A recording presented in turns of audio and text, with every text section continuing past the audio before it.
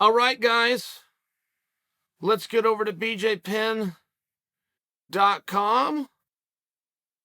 Let my phone register. I want you guys to know this is in real time.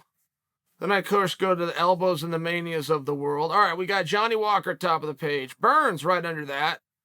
The Level Change podcast. Bobby Green gets called up to the main event. Michael Bisping waiting on Adesanya.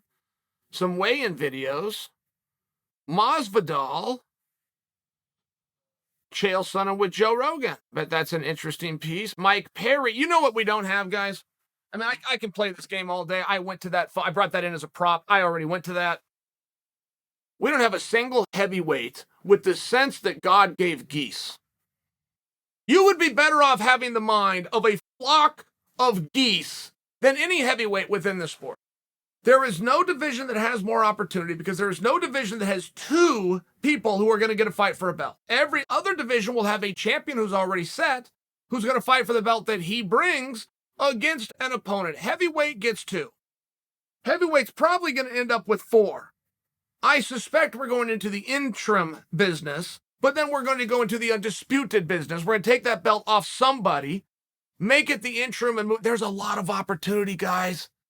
There is no opportunity anywhere in this sport like there is at heavyweight. Now, you've got the usual stuff. You got a whole bunch of dum-dums. Oh, I couldn't care less what happens to them. I mean, if they don't care about their career, how can I, right? How can I come in and give a damn? Guy tells me I don't care who I fight next. Okay, great. If you don't care, we don't care either. It's one of those things. You then have the usual suspects that we all want to see fight, and that is only one match. We want to see Stipe versus Jon Jones. We want to see that for a number of different reasons. It brings Jon back.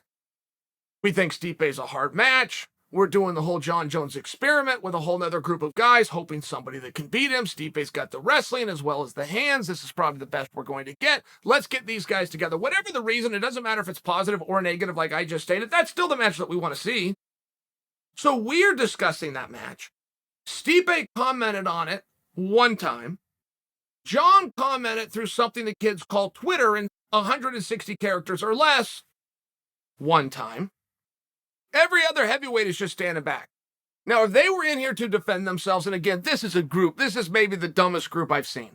And I would never give anybody in the MMA community credit for being a thinker, but this is possibly the dumbest group. And I believe if we had them in here, hey, why haven't you spoke up? Why aren't you calling for a fight? Why aren't you throwing your hat in the ring? How come you haven't done an interview? Why have none of you taken credit for Ngannou being done? I mean, let's just start with, could you imagine if I was in the division? I mean, in all fairness, you guys have fought. Could you imagine if the champion stepped down before he fought me? Do you imagine the bullhorn that I would be on? I'd have called Jim Rome. I'd have called in favors with Le Batard. I'd have called in favors at ESPN. I'd have gone to anybody. I'd come to you guys, my two people, my window sheen. I would do whatever it took to make sure the world knew that guy is taking his ball and going home because Dana was about to put him with me.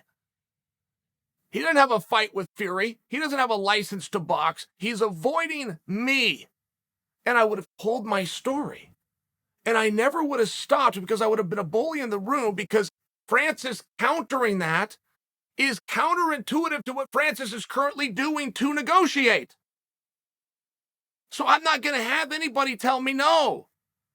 It's a very clear rule in politics. If somebody hits you, you must hit back. If you don't, it will be perceived that my claims are true. So I've got free reign to run all over the most terrifying man in the sport. And I know he's not going to do anything. And I know I'm going to gain steam. Not one of these heavyweights has done that. Not one of them has taken credit. Not one of them. They're all in such awe of Francis. Oh, you're so great, Francis. I don't want you to be mad at me. I want you to know who I am. And by golly, every now and then I even tag you on Instagram because I'm such a fan. I mean, I had to live through that with Anderson. I would be at events where fellow fighters in our division were asking him for pictures and autographs. It was humiliating. I would be embarrassed for them. I looked at them differently to this day. What a bunch of cowards. You're going to just stand back and let this guy roll through? Why? What skill is it that he has that you haven't seen before? What is it that this guy who comes out with a left and a right hand, he didn't get a stick? He got to be within the weight limit. He's got to go up to 5 rounds. He's got to follow the unified. What is it about him that you aren't prepared for? Because I'll trust you at your word. I trust what all the heavyweights are saying right now, which is I not only can't beat Francis, I don't want to fight Francis. In fact, I don't even want to upset Francis. I take all of you at your cowardly little word. Whether you're using those words with absolute silence or not, the silence is deafening. Okay, set Francis aside. You're all scared of Francis. Fair enough. Fair enough. Are you afraid of Stipe and Jon Jones? Do they get added to the list too? It's not just one guy that has you terrified to not pursue your dream. You've now got 3 guys? Or is it that you just know that Stipe and Jon Jones is in such high demand because your division is such shambles because of you? Each one of you that's a heavyweight that has a license is blowing it. You know that your division is in such shambles that you have no opportunity to get the fight. They're the 2 biggest names. They're the ones that the underground forum is saying is going to fight. So I'm just going to step out of the way. It doesn't really matter what your reason is. I know that I just touched on it somewhere. I don't care what it is. You are blowing the biggest opportunity in the sport. If you're a 205-pounder that doesn't like cutting weight, this is the time to go to heavyweight. You will get all the attention because they're not going to ask for any. You will break in that top echelon because numbers 5 through 10 and 11 through 15 don't even matter, are not doing anything to climb up the rungs. You have Surreal, who might be one of the best talents. I happen to think that Surreal's pretty damn good. That wrestling defense, okay, you learn some stuff, but Adesanya went through that too. Took Adesanya 1 fight to figure out this is what I need to work on, and he has never returned to that position. Trying to hold Adesanya down, it's like Adesanya got hypnotized and believes that the canvas is lava, like it's red hot and it'll burn him, because he will not go to that thing. That was a piece of psychology Randy Couture used to use. You guys never saw Randy on his back, never saw him down there playing his guard game. But Randy would tell himself that the mat is hot. Don't get put on it. It will burn you. He thought this. He taught it to me. It's one of the reasons we weren't on bottom. It wasn't just because we were good wrestlers. We refused to be on bottom. I'm sharing that with you because even though Surreal did show a little bit of a kryptonite there, it could be a positive. If he's like Izzy, he's learning from that. He's mastering that position on a daily basis. Not to mention, did he have a deficit there, or did he just have the biggest man in the division laying on top of him? Right? I mean, there's a lot. I think Surreal's good. Surreal is not speaking up for Surreal, and nobody's going to do it for him. So now you got the champion Ngannou, who's gone. You're all scared of him, so I'm sure that brings you a lot of play, but he's still gone. You got Surreal, who I think is pretty good, but he won't speak up. You got all the rest of the division doing nothing. Derek Lewis, pretty bad mood right now. Tai Tuivasa drinks dirty beer. People think that's cool. And then you've got Stipe and Jon Jones. Who else is there? And I'm not looking to be a dick. I'm sure some of you have some skills. I don't know if any of you have skills better than Curtis Blades or Andrei Arlovski. I don't know about that. But it's incumbent on you to tell me. It's incumbent on you to tell them. I don't know where Curtis has been in this whole thing. Curtis Blades is a lot of things. Scared is not one of them. Curtis will get in there and mix it up with anybody. He just wants an opportunity, but people love that. Why are we not hearing that from Curtis? Why is Jon Jones, who now, according to Jon Jones, is in the business of selling fights, he's going to be rewarded more for people that come in? Why is he doing nothing? We got it with Stipe. Stipe just, it's a different code. Right? Stipe is a hero, a true hero, a first responder who works in the middle of a pandemic. He's a hero. And he wants to be represented and represent the things that are important to him in a different way. We understand that. Where are the rest of you? Are you just not awake? Are you worried you're going to be laughed at? Because that's where it will start.